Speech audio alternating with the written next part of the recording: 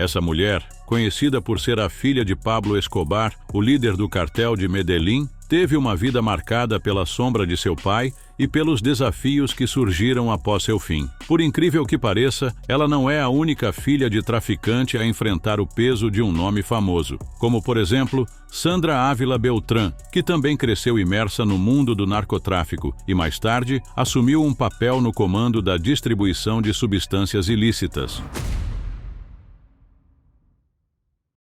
Sandra Ávila Beltrán nasceu em 16 de outubro de 1960, em Tijuana, Baja Califórnia, México. Filha de Maria Luísa Beltrán Félix e Alfonso Ávila Quintero, ela cresceu em uma família profundamente envolvida no tráfico de substâncias ilícitas. Seu tio, Miguel Ángel Félix Galardo, conhecido como o chefe dos chefes, foi uma figura central no narcotráfico mexicano. Além disso, seu pai, Alfonso, era parente de Rafael Caro Quintero, outro líder proeminente do cartel de Guadalajara. Desde jovem, Sandra teve contato com figuras importantes do narcotráfico. Casou-se 2 vezes, ambas com ex-comandantes da polícia que posteriormente se envolveram no tráfico de entorpecentes. Seus maridos foram eliminados por sicários, refletindo os perigos associados ao mundo em que estavam inseridos. Sandra viveu em cidades como Guadalajara, Jalisco e Hermosillo, Sonora. Em 2001, as autoridades apreenderam mais de 9 toneladas de produtos ilegais em um navio no porto de Manzanillo,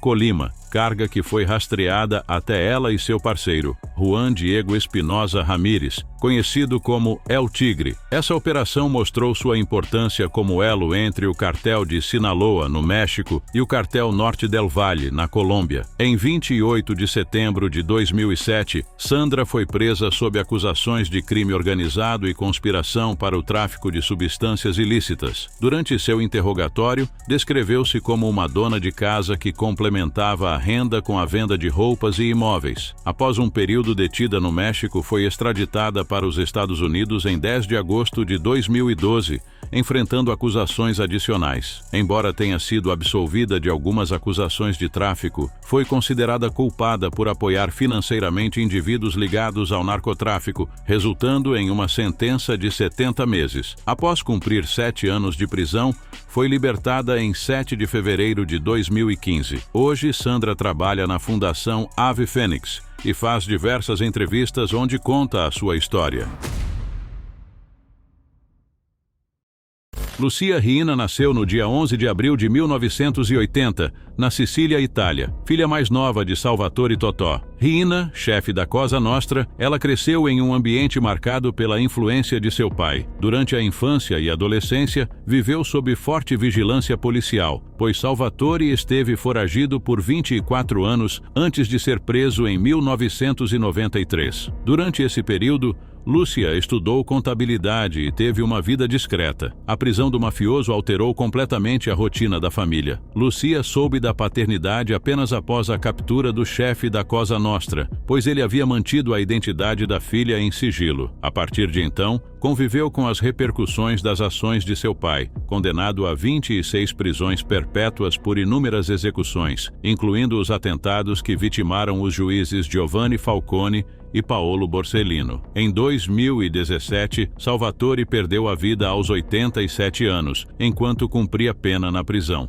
Aos poucos, Lucia tentou se distanciar do legado do pai e construir uma identidade própria. Em 2018, mudou-se para Paris com o marido, Vincenzo Bellomo, e a filha pequena. No final do mesmo ano, inaugurou o restaurante Corleone by Lucia Riina, na Rue Daru. O estabelecimento propôs-se a oferecer culinária siciliana autêntica em um ambiente sofisticado. No entanto, o nome do local gerou polêmica por remeter diretamente à cidade natal do pai e à fama adquirida pelo nome Corleone através da trilogia O Poderoso Chefão. A administração do restaurante, porém, era responsabilidade de uma empresa francesa chamada Louis Topaz. Apesar das críticas, Lucia afirmou que o nome era uma homenagem às suas origens e não um aproveitamento da história de seu pai. Ela evitou conceder entrevistas e pediu respeito à sua privacidade. Em resposta às controvérsias, declarou que apenas buscava um recomeço, destacando que jamais se envolveu nos negócios da Cosa Nostra. Além do ramo da gastronomia,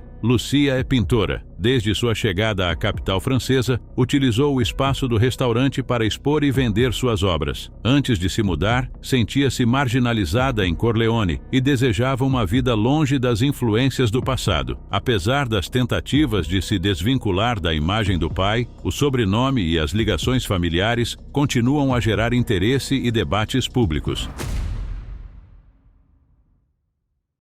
Gisele Guzmán. Salazar, filha de Joaquim El Chapo. Guzmán nasceu no México em meio a um dos cartéis mais poderosos da história do tráfico de substâncias ilícitas. Seu pai, líder do cartel de Sinaloa, foi responsável por uma vasta rede de narcotráfico e passou anos fugindo das autoridades antes de sua captura definitiva. Preso em 2016 e extraditado para os Estados Unidos em 2017, Chapo recebeu sentença de prisão perpétua. Enquanto Guzmán construiu um império no crime organizado, sua filha cresceu cercada por luxo e influência. Diferente de alguns familiares que mantiveram discrição, Gisele atraiu atenções ao se envolver em atividades comerciais ligadas à imagem do pai. Entre seus empreendimentos, destacou-se a marca de roupas e acessórios El Chapo 701, lançada no México e associada ao número de identificação de seu pai na lista da Forbes dos homens mais ricos do mundo. A marca explorou a notoriedade de El Chapo e comercializou itens como roupas, bonés e cintos. Além do envolvimento empresarial, Gisele esteve no centro das manchetes em 2020, quando se casou com Edgar Cázares, sobrinho de Blanca Margarita Cázares, conhecida como La Imperatriz e apontada pelo Departamento do Tesouro dos Estados Unidos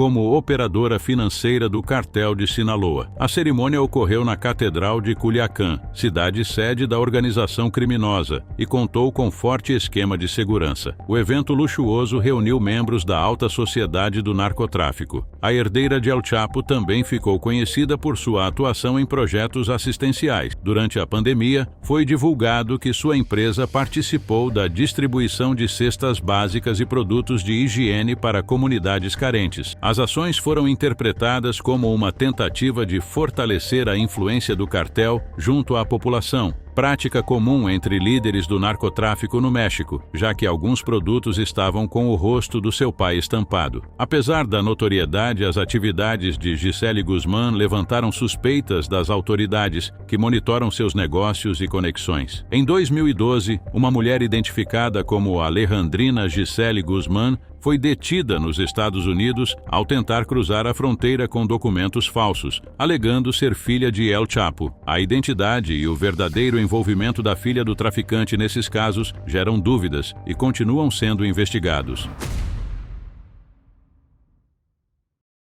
Karina Gravano nasceu em meio a um dos sobrenomes mais conhecidos do crime organizado nos Estados Unidos. Neta de Salvatore Gravano, ela cresceu cercada pela reputação de seu avô, um dos mais notórios mafiosos da família Gambino. A influência da organização moldou sua infância e juventude, enquanto o nome Gravano seguia ligado à história da máfia americana. Sammy Gravano, figura central do submundo criminal, foi responsável por diversas operações ilícitas ao longo de sua carreira. Durante a década de 1980, atuou como subordinado de John Gotti, chefe da família Gambino. No entanto, sua trajetória tomou um rumo inesperado quando decidiu colaborar com as autoridades, tornando-se uma peça-chave no processo que levou à condenação de Gotti em 1992. Como testemunha do governo, Gravano admitiu envolvimento em múltiplos crimes e obteve uma sentença reduzida. Após cumprir pena, retomou atividades criminosas e, em 2000, foi novamente preso por operar uma rede de distribuição de êxtase. Libertado em 2017,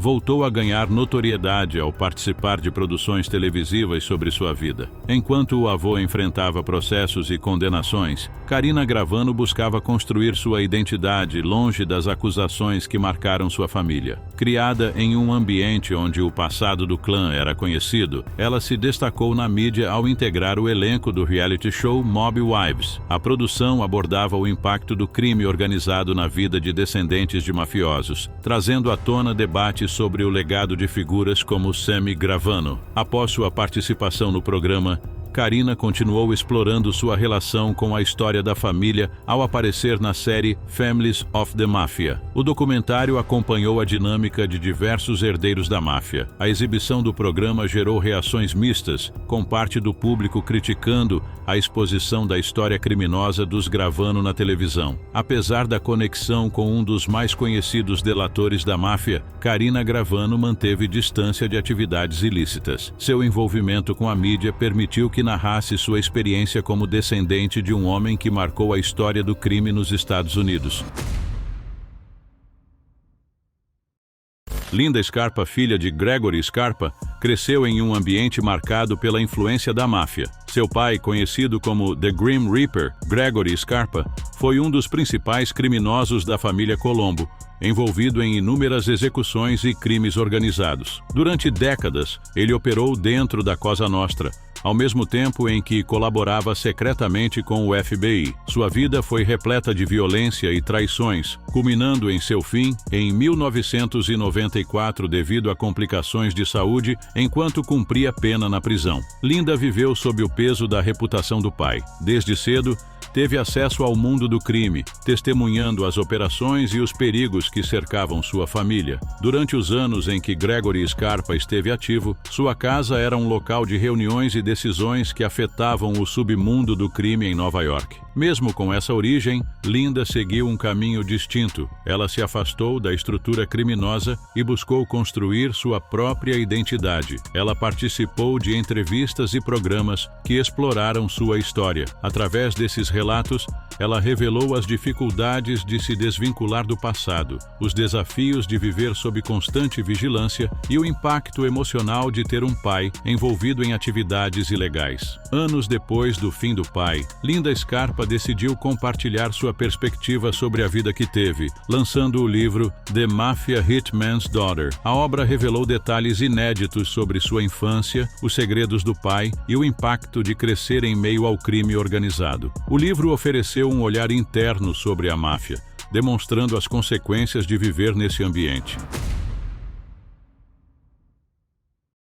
Millicent Siegel nasceu no dia 14 de janeiro de 1931, na cidade de Nova York, filha de Benjamin Bugsy Siegel e Esta Krakower. Seu pai, Bugsy Siegel, foi uma figura proeminente no crime organizado americano, conhecido por seu envolvimento com a máfia. Durante sua infância, Millicent viveu uma vida relativamente normal, frequentando a escola e participando de atividades típicas para sua idade. No entanto, a presença de seu pai era intermitente devido aos seus negócios. Após o divórcio de seus pais em 1946, Millicent mudou-se com sua mãe e irmã para Nova York, enquanto seu pai permaneceu na Califórnia, envolvido na construção do hotel e cassino Flamingo em Las Vegas. Em 1947, aos 15 anos, Millicent embarcou em uma viagem de trem de Nova York para a Califórnia para passar o verão com seu pai. Durante a viagem, ela não teve acesso a notícias e, ao chegar, foi informada da eliminação de Bugsy Siegel em Beverly Hills. Millicent casou-se com Jack Rosen, filho do associado da máfia Morris Rosen. O casal teve 3 filhos: Benjamin, que perdeu a vida em 1956, e 2 filhas, Cindy e Wendy. Ao longo de sua vida, Millicent esforçou-se para preservar a memória de seu pai, buscando corrigir percepções públicas sobre ele. Millicent Rosen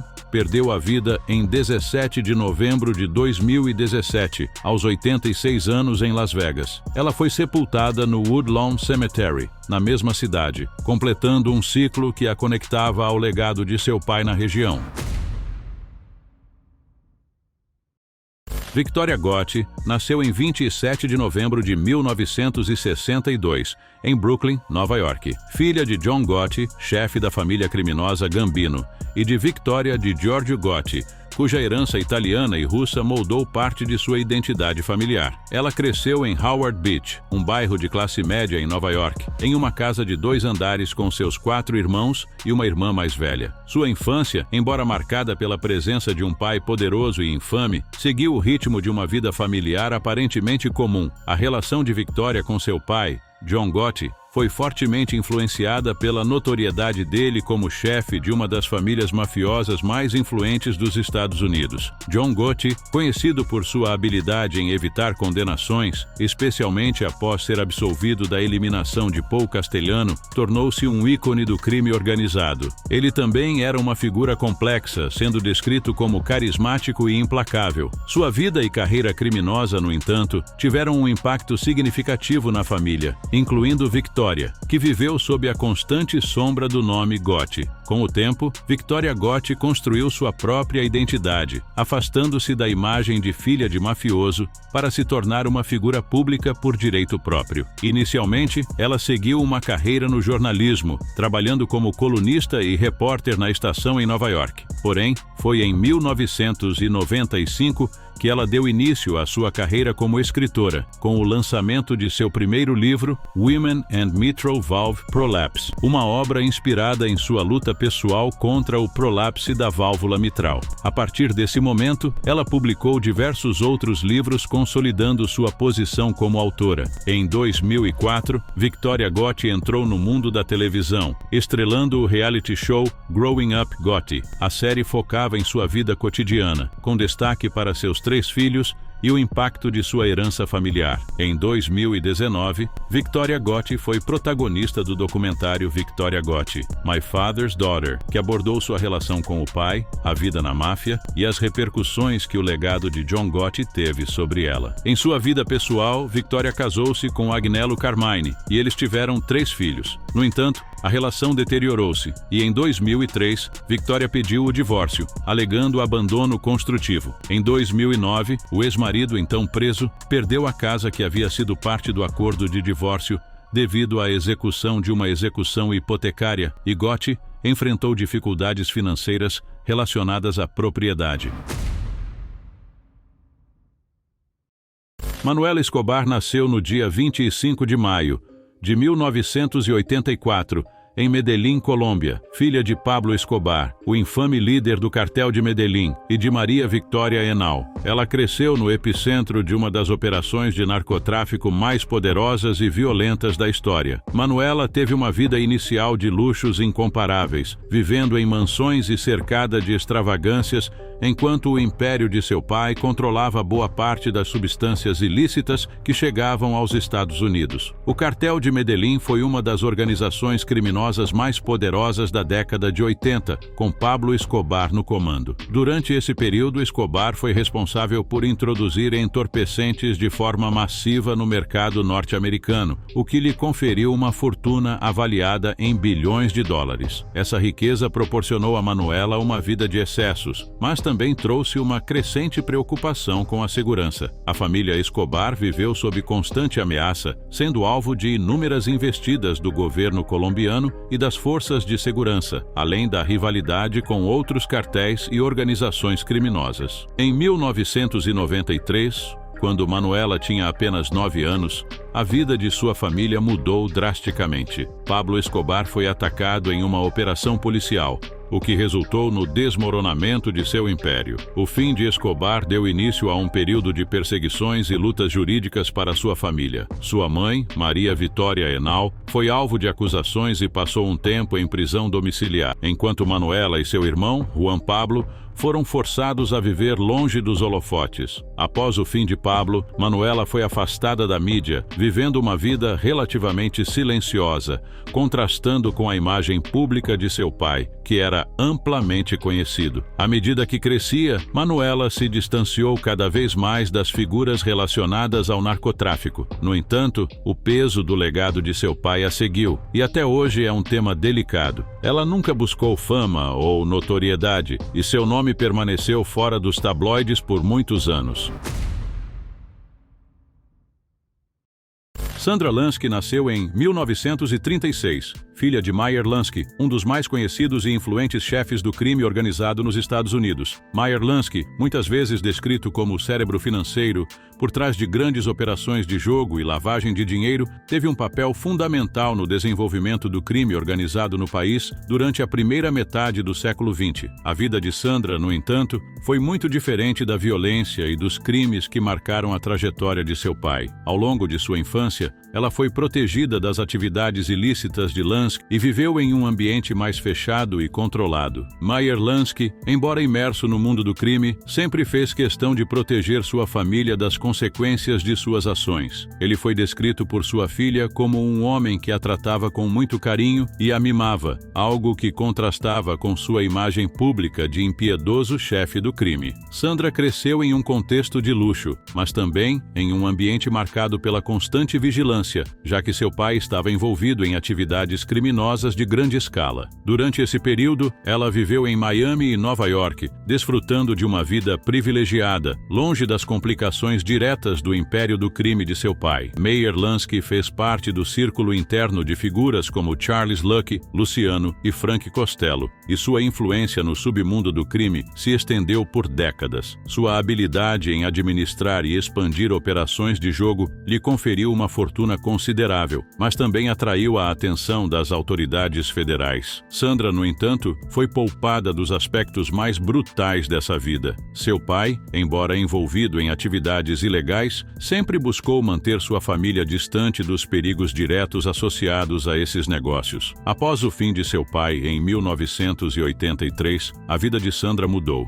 Ela se viu enfrentando o desafio de viver longe das sombras de seu pai e tentar construir sua própria identidade. Mesmo com o nome de Meyer Lansky pesando sobre ela, Sandra procurou viver uma vida privada. Ela se afastou das câmeras e dos tabloides, focando em sua vida pessoal. No entanto, a notoriedade do nome Lansky continuou a acompanhar suas ações e escolhas. Em diversas entrevistas ao longo dos anos, Sandra se descreveu como alguém que, apesar da fama do pai, ela teve uma vida relativamente tranquila, longe do perigo e das intrigas associadas ao mundo do crime organizado. Não esqueça de se inscrever para assistir mais vídeos como esse.